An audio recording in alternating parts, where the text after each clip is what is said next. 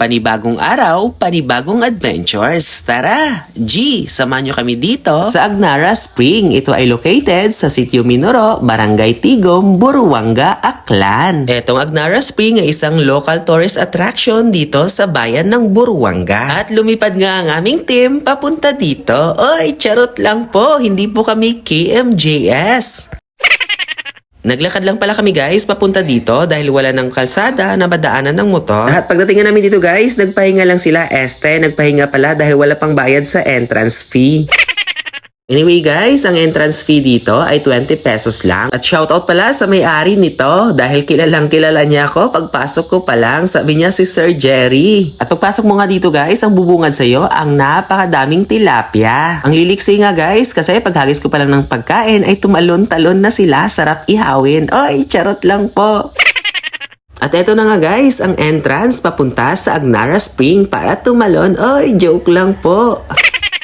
Pero totoo yun guys, pwedeng-pwede ka tumalon dito dahil napakataas at napakalalim ng tubig dito. Kaya pagdating ko dito sa dulo guys, binagmasdan ko muna kung gaano kalawak at gaano kalalim itong tubig. Sa nakikita nyo nga, kulay asul na ang kulay ng tubig dito. Kaya tumayo muna ako dito at pinagmasdan kung ano ang ginagawa nila dito at kung anong pwedeng gawin dito. At nakikita ko nga, grabe, napakalawak at marami kang pwedeng gawin. Kaya sabi ko sa aking mga ka-team, Gina, kahit wala kayong bayad sa entrance fee, oy, joke lang po.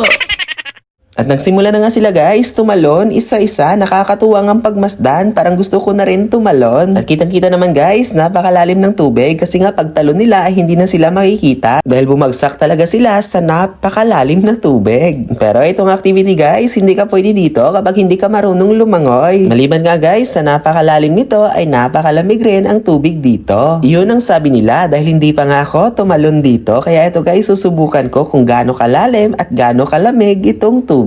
At nung tumalon nga ako guys, bumagsak talaga ako sa pinakailalim. Maliban nga guys, sa pagtalon dito ay pwede ka rin mag-climb at swing bago tumilapon sa tubig. Napakasayang experience nga nito. Kung palagi ko nga ito gagawin guys, sigurado akong gagaan ulit ang aking katawan dahil sa tingin ko sobrang bigat na talaga. Hindi pala sa tingin ko lang guys, sobrang bigat talaga dahil nga sobrang hirap. Sobrang hirap talaga guys, kahit umakyat lang dito sa balsa. Pagkaakyat ko nga, nagsialisan sila. Ewan ko ba, baka natakot, baka kasi maluno dahil sa sobrang bigat ko.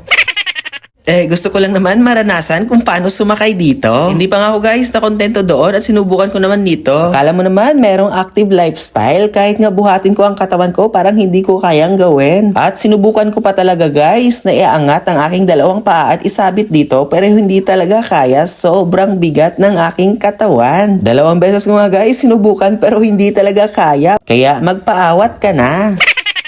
Pagkatapos ko nga guys mag-enjoy sa kakalangoy at sa pagbabalsa ay dumiretso naman ako dito sa dulo dahil dito nagsisimula ang agos ng tubig. Titingnan natin kung gaano nga ba kalakas ang pinagmulan ng tubig. According nga sa kanila dito guys, ang tubig ay hindi lang talaga galing dito sa taas. Dahil itong Agnara Spring nga guys, ayon sa kanila ay meron talagang bukal sa baba na nagbibigay ng tubig dito. At nakakamangha talaga guys, ang kulay ng tubig dito kakaiba. Kahit mababaw nga lang guys, ang kulay ng tubig ay kulay asul pa rin ito. Sa tingin nyo guys, ano kaya ang trivia dito? Bakit ito tinawag na Agnara Spring? Kasi ako guys, sa nakikita ko, merong puno dito ng Nara. Nara ba yung nakikita ko? Tama ba ako? Puno kaya yun guys ng Nara? Sige nga, kung nakikita nyo rin yan, paki-comment sa comment section. Baka tama ako na Nara nga ang nakikita natin. At pagkalipas nga guys ng ilang minuto, ay tumigil na rin kami sa kakalangoy dahil nanginginig na rin kami sa lamig. At nagsiahon na rin guys, yung iba pang naliligo dito kanina. At yung iba nga namin kasama guys, ay nagyaya ng umuwi pero sabi ko, wag muna tayong umuwi. Dahil ina-enjoy ko pa dito guys ang magagandang tanawin dahil nakakalamig sa mata at nakaka-relax talaga. Anyway guys, kung gusto mong pumunta dito ay maaari kang makipag-ugnayan sa Buruanga Tourism Office. Pero kung taga dito ka lang naman sa Buruanga, maaari kang pumunta dito anytime, magsama ka lang ng nakakaalam dito kung paano pumunta. At ito nga guys, ang huling activity na gagawin ng aming kasama. Ayan, magbabackdive sana kaso ang nangyari, pumalpak.